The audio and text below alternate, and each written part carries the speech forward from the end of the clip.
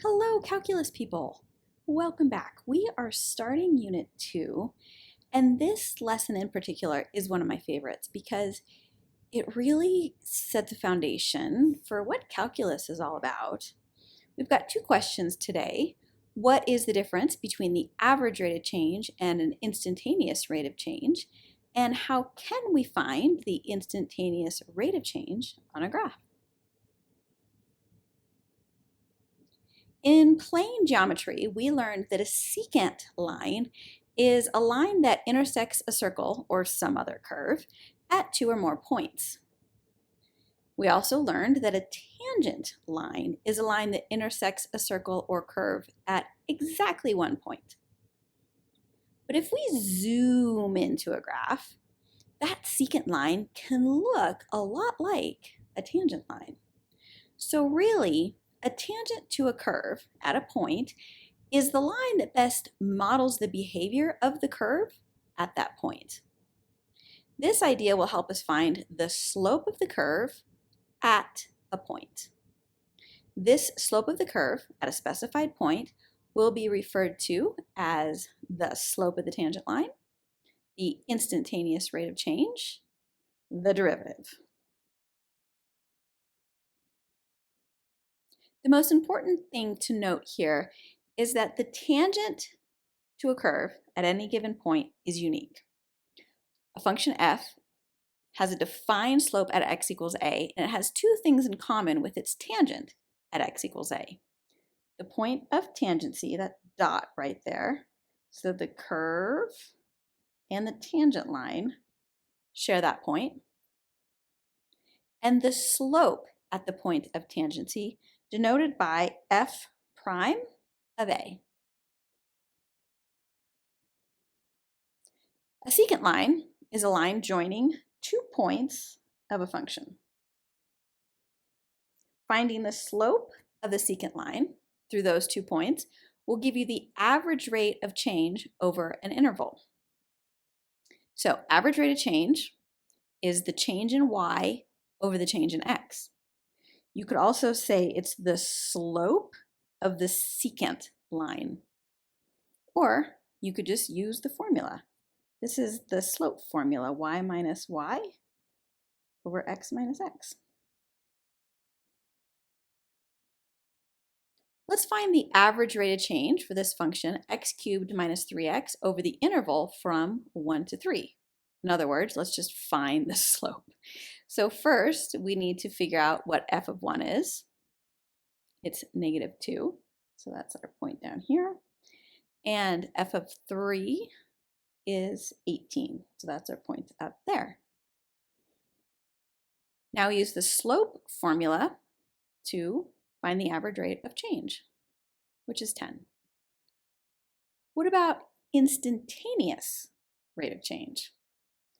Finding the slope of the tangent line at a point will give us an instantaneous rate of change at that point. However, we only have a single point. So using the average rate of change formula will produce an indeterminate form, 0 over 0. So let's scooch over a bit, maybe h units. So look down here at the graph. So we're at h. If we scooch over just a smidge to a plus h, now we have a new point, a plus h, f of a plus h.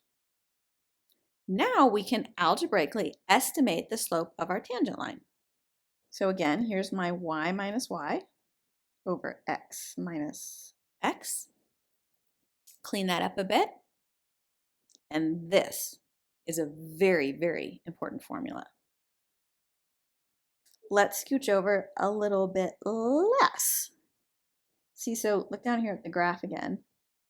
There was a big gap, right, between the blue line and the green line, and I want to make that gap a little bit smaller.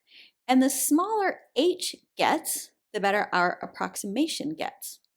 In fact, the closer h is to 0, the better off we are. That's a limit. So the limit as h approaches 0, that gap of f of a plus h minus f of a over h. This is called, in calculus, the difference quotient. And again, it's very, very foundational. This is the definition, mathematically speaking, of the derivative, also known as f prime of x dy dx, or that's change in y over change in x, delta x, y prime, and m, like slope. Those all mean the exact same thing. So we want to find the slope of a curve at a point. This is what we use. Using algebra, your goal will be to simplify the difference quotient, then evaluate the limit as h goes to 0, and hopefully you get a number. So before we just dive in full force into finding the slope of a tangent line, first we're just going to start finding f of a and finding f of a plus h. So on the left, f of a is just 1 over 2a. X just gets replaced with a. F of a plus h is 2 times a plus h. And make sure you've got those parentheses there, because eventually we're going to have to distribute that too. On the right, f of a is just the square root of 3a minus 2, and f of a plus h is the square root of 3, again, parentheses, a plus h minus 2, because eventually we're going to have to distribute that 3 through when we're solving the problem. Okay, 2 more. We've got f of x equals 2x minus x squared. So f of a is just 2a minus a squared. F of a plus h is 2, again, these parentheses, 2a plus h times the quantity a plus h squared. So let's go ahead and expand this one out. There's nothing we can cancel, so just move on to the next one. 3 over x plus 1, we've got 3 over a plus 1, and then 3 over a plus h plus 1. Now we can get more complicated. We're really diving in here. So given the function x squared, that's just a parabola, use the difference quotient to find the slope of the curve at the point 3, 9. Okay, so our function is x squared, so we're going to have to find f of a plus h, subtract f of a all over h. So this is x squared, a plus h minus a squared. See that? Okay, now we're going to simplify it. So we'll expand a plus h squared, cancel out what we can, then clean it up a bit. You can factor out an h there and cancel it out. And here's our new problem. The limit as h approaches 0 of 2a plus h. Now we just have to plug in 0 for h. That's direct substitution. And we have a slope of 2a. Now that's a slope for any x value. We're curious about the x value at the point 3, 9. So if we plug in 3 to our slope, we've got a slope of 6. So we can use this to write an equation of a tangent line. And if you remember, writing the equation of a line in point-slope form requires a point and a slope. So it follows that we should be able to write an equation for the tangent line through a given point. In calculus, we focus on using the point-slope form of a line. So we're back to our function, our parabola, x squared, and we've already used the difference quotient to find the slope of the curve at the point 3, 9. It was 6. So now if we want to write the equation of the tangent line for y equals x squared at that point, we just plug in our point and our slope. Y equals 6 times the quantity x minus 3 plus 9, and you can just stop there. This gets a little bit more complicated. We're going to write the equation of the tangent line to the curve at x equals -1, and then estimate the value of x equals negative 1, 1 using that line. So first we're going to use the limit definition to compute the slope of the tangent line at x equals a. So here we have f of a plus h minus f of a all over h. And again, like previous videos, I'm going to go through the algebra fast. If you need to pause the video, please do, and then you can get caught up as we go. So combine fractions on the top using a common denominator. Ew, that looks awful, doesn't it? We're going to cancel out anything we can. So the a's disappear. Oh, the 3's disappear. That's better. We'll clean it up a bit. Oh, now the h's go too. That's lovely. Now we're taking the limit as h approaches 0, so just plug in 0 for h and simplify. Part 2, we'll find the slope of the curve at x equals negative 1. So we're just plugging in negative 1 right there for a and simplify for negative 1/4. Finally, we can use point and slope to write the equation of the line. We need a point first though, so at x equals negative 1, we have a y value of 1/2, and just plug those into our point slope form, and you can stop there. So we have an equation of a line. We're going to estimate the value of negative 1.1 by just plugging it into the equation of our tangent line. So negative 1/4 times negative 1.1 plus 1, and then plus 1/2. That's probably a calculator question. 0.525.